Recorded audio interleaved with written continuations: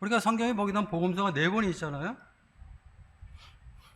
그러니까 마태복음, 마가복음, 누가복음을 공관복음이라고 합니다. 공관복음이란 뭐예요? 공통적인 관점을 가지고 기록했다 그런 얘기예요. 그래서 이 세 복음은 중복되는 것이 굉장히 많아요, 내용들이. 그래서 이제 공관복음이라고 하는데, 근데 요한복음은 이 세 복음과는 아주 달라요. 어떻게 다니냐면은 이 공관복음은 예수님을 사람의 아들로부터 시작합니다. 사람으로 또 시작을 합니다. 그래서 중요한 게 이제 이 족보가 나오죠.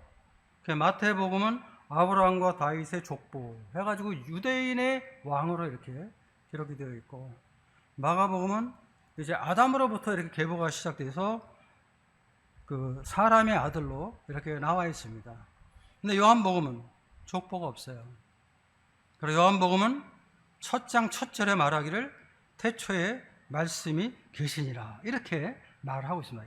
이 태초부터 시작합니다. 태초부터. 그리고 예수님을 갖다가 태초부터 계신 하나님으로 선포하는 거예요. 태초에 말씀이 계시니라.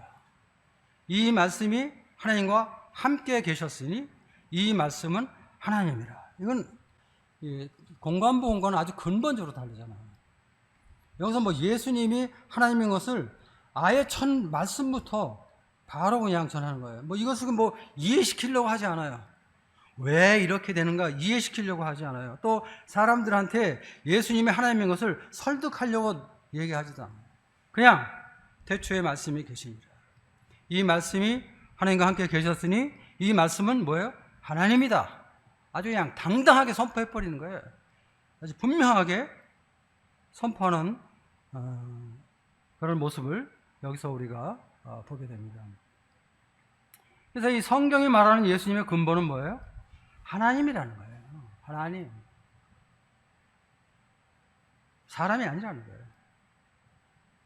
예수님은 메시아고 하나님이라는 거예요. 이거 항상 놀라운 메시지잖아요. 왜 그래요? 세상은 몰랐잖아요. 우리도 몰랐잖아요. 구원받기 전에. 세상이 모르고 있는 말씀이에요, 이 말씀은.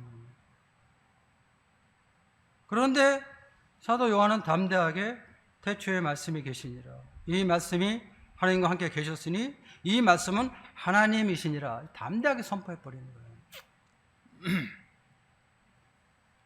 그 예수님의 근본에 대해서 말씀을 하고 있는데, 이 예수님의 근본에 대해서는 성경 외에는 기록된 게 없는 거예요. 세상에 많은 책들이 있지만, 많은 지식과 철학이 있지만은 기록되어 있는 게 없단 말이에요.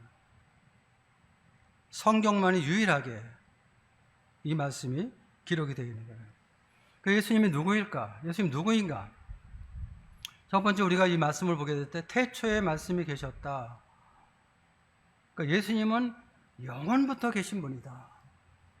영존하시는 하나님이시다 하는 것을 우리가 이 말씀에서 보게 됩니다.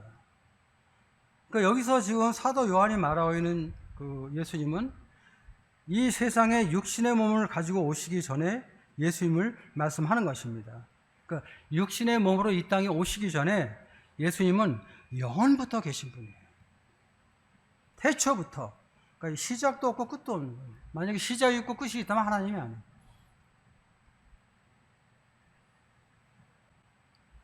여기 1장 15절 말씀 보면은 요한이 그에 대하여 증언하여 외쳐 이르되 내가 전에 말하기를 내 뒤에 오시는 이가 나보다 앞선 것은 나보다 먼저 계심이라 한 것이 이 사람을 가리킴이라 하니라.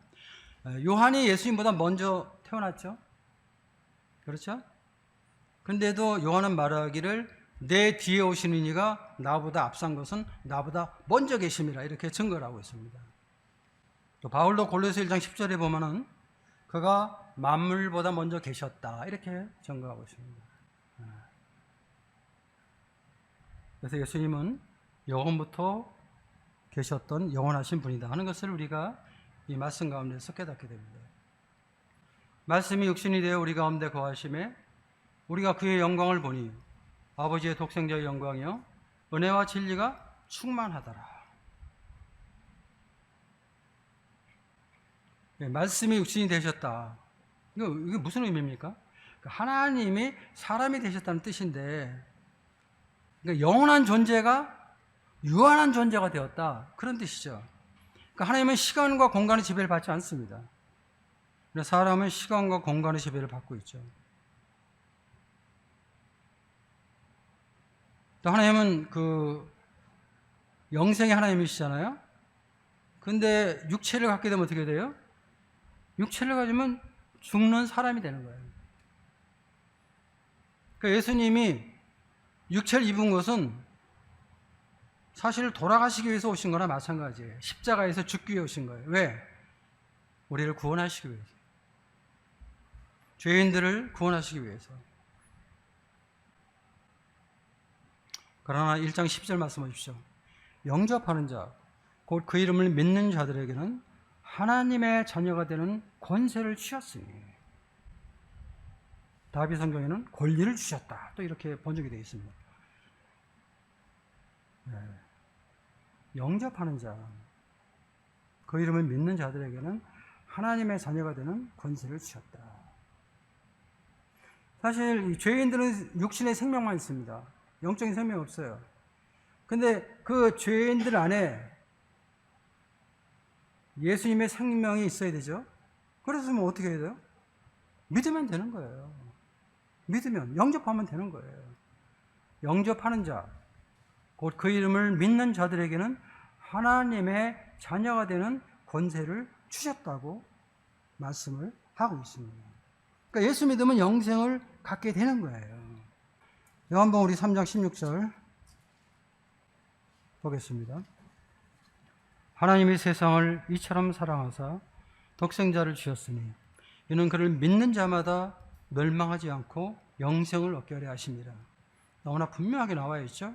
하나님이 그 아들을 세상에 보내신 것은 세상을 심판하려 하심이 아니요 그로 말미암아 세상의 구원을 받게 하려 하심이라. 그를 믿는 자는 심판을 받지 아니하는 것이요 믿지 아니하는 자는 하나님의 독생자의 이름을 믿지 아니함으로 벌써 심판을 받은 것이니라.